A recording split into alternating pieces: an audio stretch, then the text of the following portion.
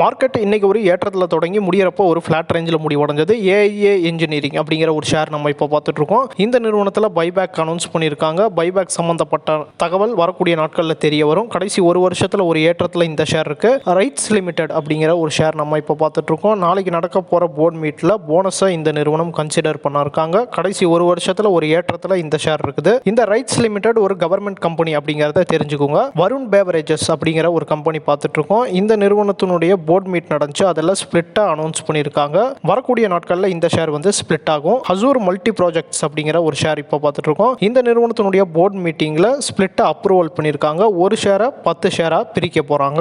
பங்கு சந்தையில் முதலீடு பண்ண ட்ரேட் பண்ண உங்களுக்கு டிமேட் அக்கௌண்ட் அவசியம். உங்ககிட்ட ஒருவேளை டிமேட் அக்கௌண்ட் இல்லைன்னா இந்தியாவுடைய முன்னணி புரோக்கரா இருக்கிற எங்ககிட்ட நீங்க டிமேட் அக்கௌண்ட் ஃப்ரீயாவே ஓபன் பண்ணிக்கோங்க.